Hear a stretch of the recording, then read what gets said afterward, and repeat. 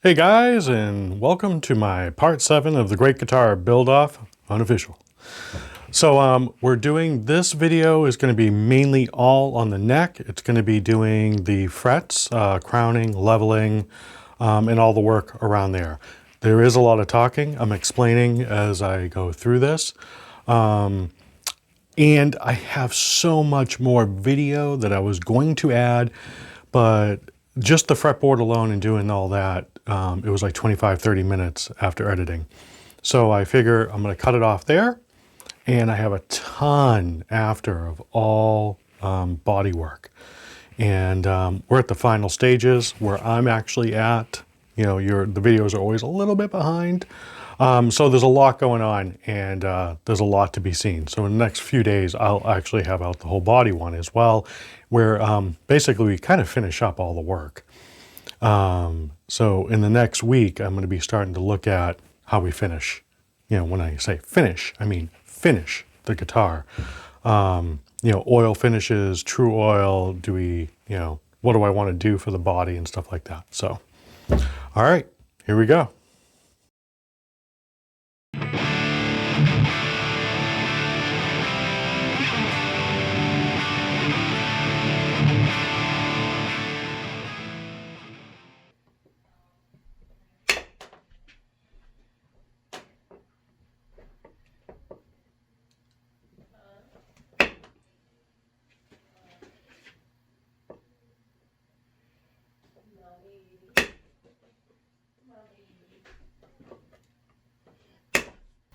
So I'm taping this up because I don't want to hit the sides as I'm filing those frets, like the hard edges, back. And also as we start to do all the other fret work, I might as well just do it now, get it out of the way, so that way I'm not ruining the fretboard, my mistake, or the side epoxy, my mistake, because mistakes happen. So in the comments, tell me what Great Guitar Build-Off Unofficial entries you guys have been watching. Some cool ones. There's quite a few out there that I'm watching, but I mean, I usually just watch whatever's in my feed. As YouTube knows, that's what I'm looking at. You see Bonehead Guitars. Been watching him. He's funny. Making the ice cream sandwich. I like it. Love it. Looks really cool. Let me see. There's another guy. I don't know what country he's from, but he's doing everything by hand. And let me see. And he pretty much does a lot of his work outside on a picnic table using hand tools. It's pretty cool. And let me see. The tallies came in last night. Last night was Saturday. Ben Crow did his video on the winners, or at least the lineup. The lineup kind of seemed a little strange when they showed how much people had made on their guitars.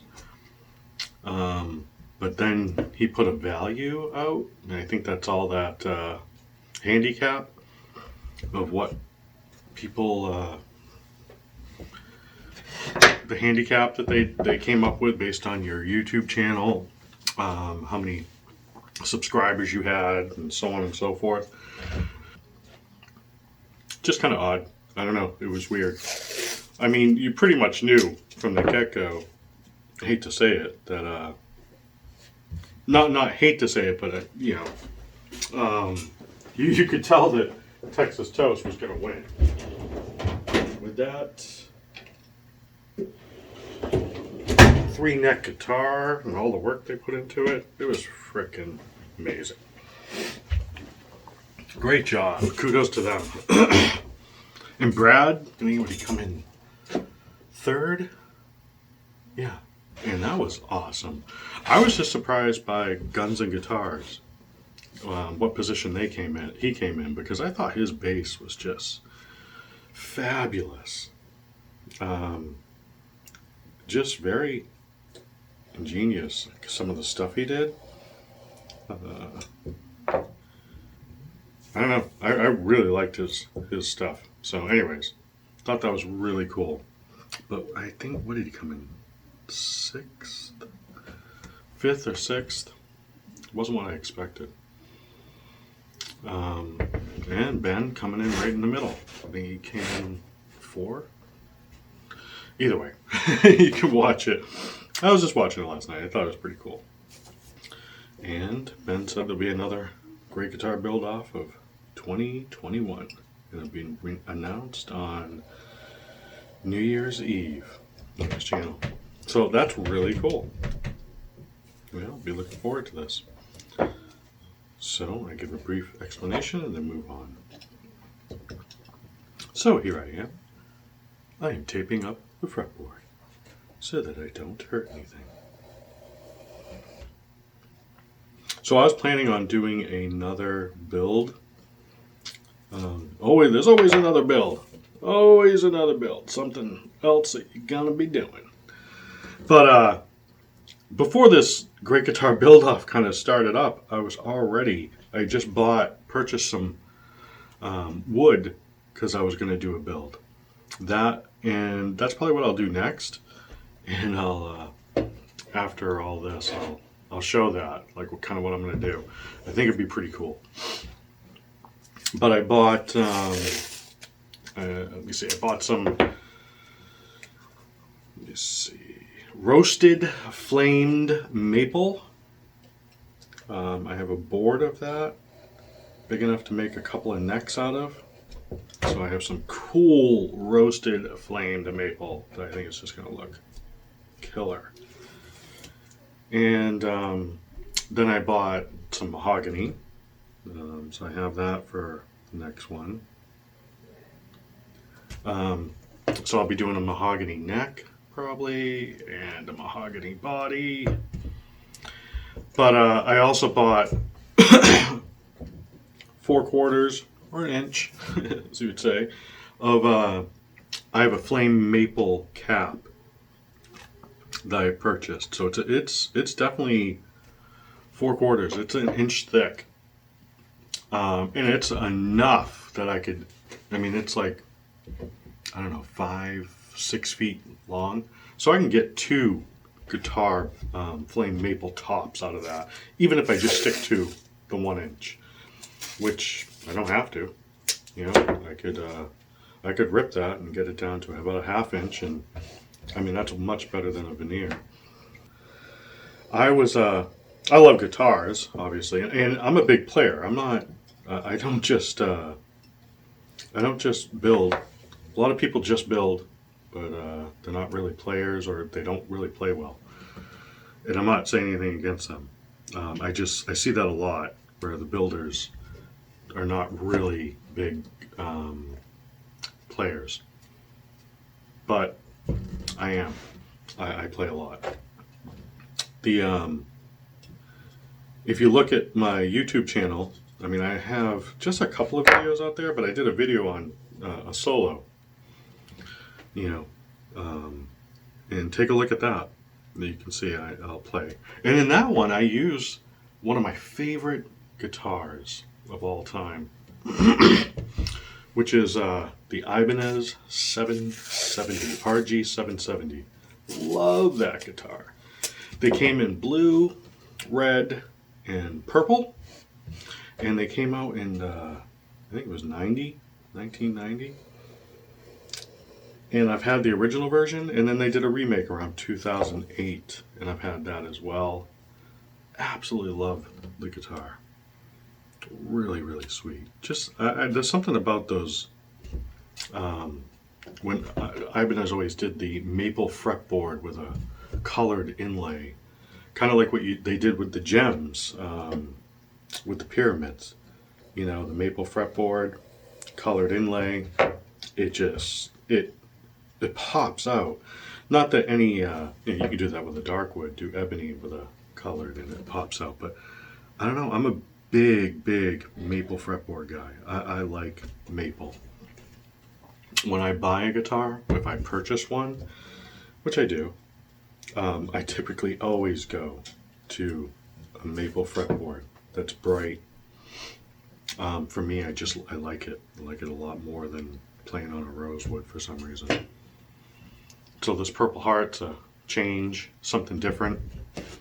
Although I've never owned a guitar with a Purple Heart fretboard, so this will be kind of interesting. We'll see how that goes.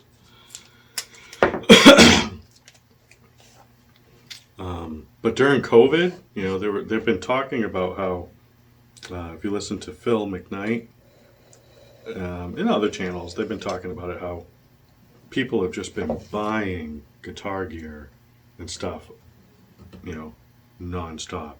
Things are out on back order.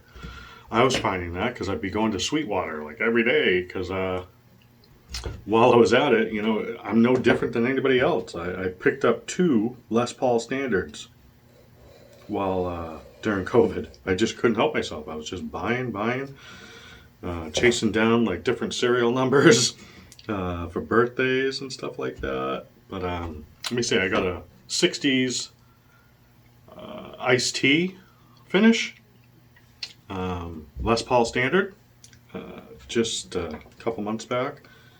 And I got the Unburst. And the Unburst, like, I didn't really care for it at first, but man, when I got that Unburst, what a killer flame on it. Well, for a Les Paul, I mean, because to me, you look at Paul Reed Smiths and the flames on those are, I mean, just off the shelf, flames on those are, I think, are awesome. But then you have your 10 tops and then your artist or professional, whichever is the name of the version where it's even better than the 10 top.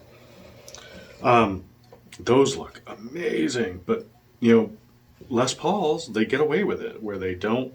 You'll have a lot of Les Paul standards that you go to look at and purchase. You see them on Sweetwater and there's barely any flame. It's just plain maple and you're paying that much money. I don't know. So I don't like to do that. I'll usually find one with a nice top.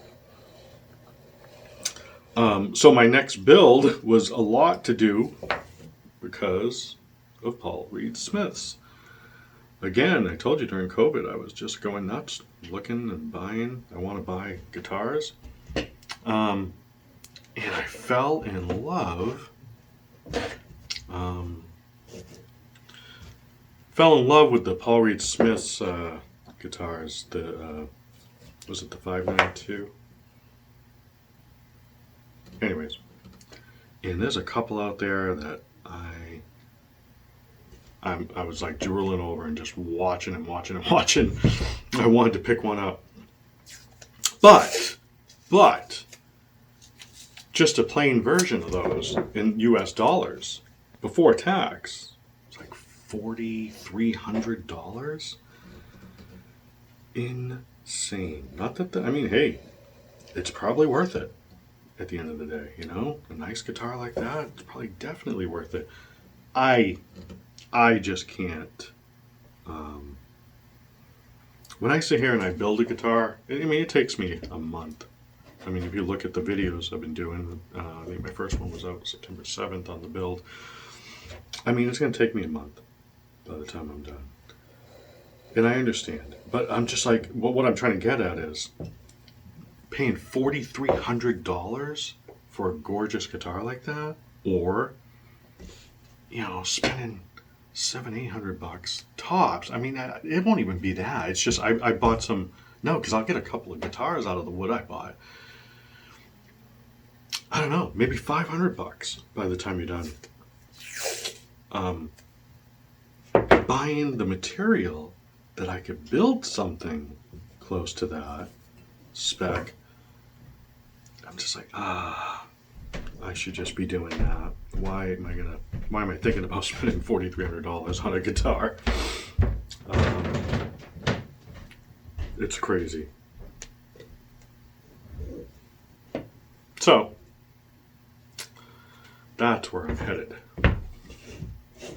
on my next build. We'll see. I'll show you. go. Looking good in the neighborhood. All right.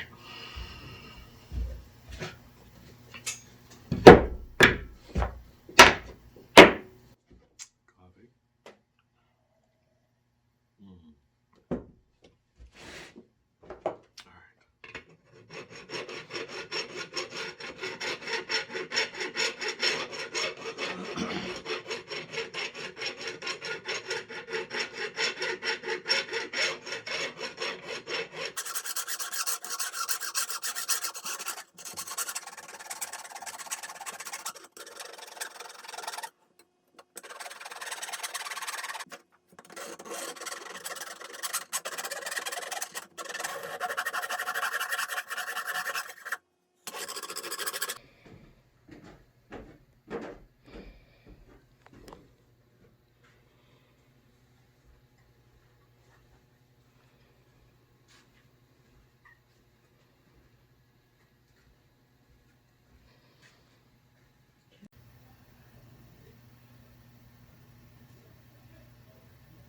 There we go.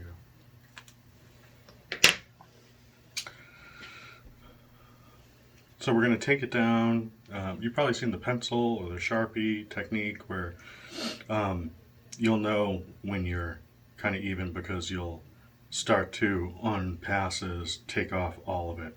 Now I'm going to start to get my high spots as I go.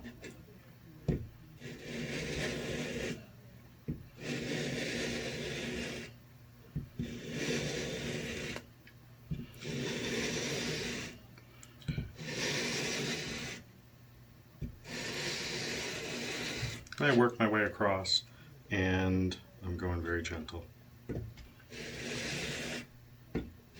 Slow movements.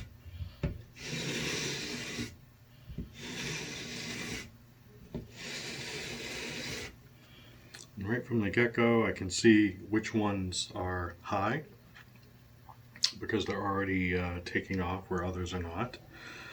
So it looks like right around my 12th fret is one that's really taken off, and then down towards this end. And afterwards we're going to do that little technique, I don't know if anybody's seen it, where I'll put a piece of masking tape over my 12th fret and then I'll start to taper downwards from 12 on. And that makes for great playability on the lower frets. Especially, for a shredder, which is kind of what I'm making, so I'm going in that way. And you can see I'm not even putting a lot of pressure because I don't even have this, I don't have the neck even clamped down or anything like that. So it's very, very slight. I like to do things, like I said, at the end where I'm doing things in slow progression.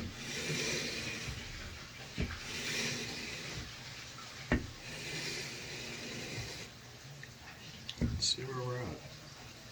Yeah, definitely taking it off down here. Not a lot up here. Looks like my 3rd fret. I'm getting a lot off.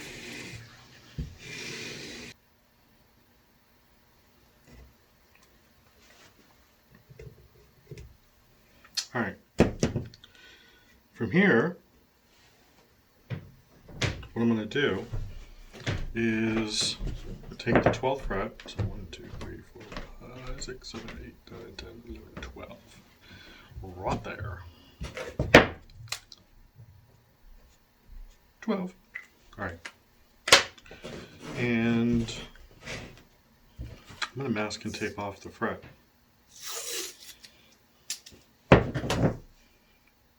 Like this. So that extra height of the masking tape, which is barely nothing, might even do 2, just to be safe. We'll rise it up just a little, rise it up, and then from here on, I'm going to protect these ones just in case. Throw some masking tape on these. But from here on, now we're just going to do the all the frets after the 12th. And it's going to be, there'll be a higher lip. So think about all our frets are this high. We're going to put the tape on, brings it up. So now we're going to be coming down at a slope, almost slightly nothing there, slope from the 12th all the way down to the 24th. I don't really need to put this on, but I'm going to. I want to see what I'm taking off.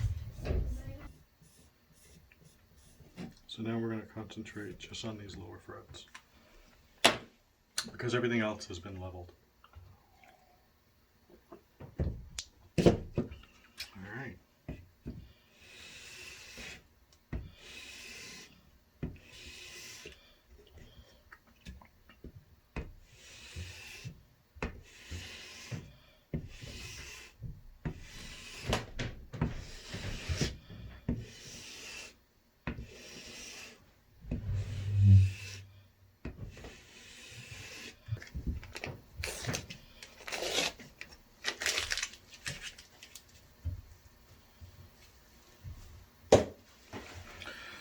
All right, so the next step is the crowning because we've just leveled these frets out.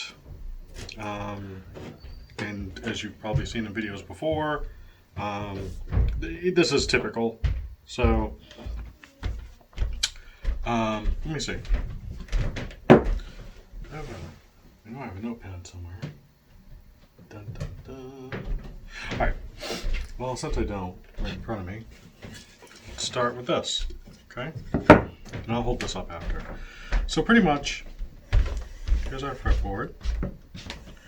Here's a fret. And when we leveled, we put marker right there because we want to make sure that as we're leveling, we're only taking off the tippity top, okay? So now what we've done is, since as we've come back and forth leveling, we've cut it down. So it's like this. So now, if you really look at the fret's going to look, here's my fretboard, it's going to look like flat and then come back down. So now I have this flatness right here, okay? So that's what we did with our leveling. Now, we're going to come through with smaller files and we're going to try to take off that sharp area and bring it down. Okay, so from here, we'll do that. And at the end, we'll have a nice level fret. Sorry. I'm trying to draw upside down backwards, okay? So that's what we're shooting for, and that's what we're trying to do. So now when I mark the frets, I'm not going to mark, well, I will mark the tops, okay? So now, going forward, I'm going to mark the top. And that's mostly to make sure that I don't hit that. I don't want to be touching that top, that ridge, okay? So I'm going to be marking to make sure that I don't. And then I'm going to mark through here and mark through here. And that will show me that I am hitting those, but I'm not touching the top. And we're just trying to file them off. It's a long, tedious process.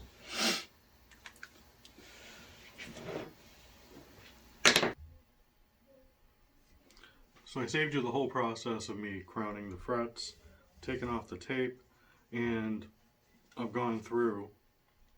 And since the tape was there, you can only get so close with the tape there. So now I just take a little file and just get those frets right down flush with the binding. Very slow process, again, just like crowning, but needs to be done.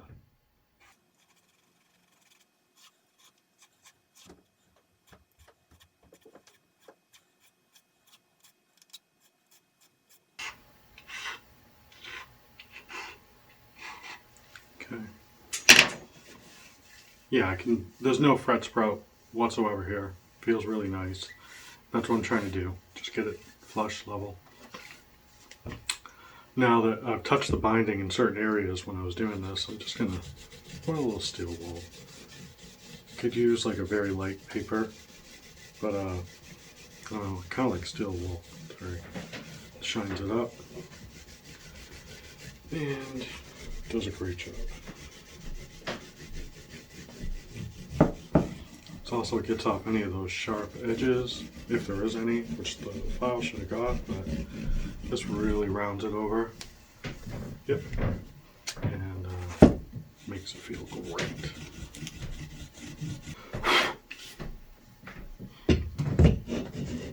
I can also lightly polish up some of the frets, just to get any of those file marks off this way. It's not going to get everything off, because then we can always buff it up, the frets. Use those erasers you do to clean them up and make them look spiffy.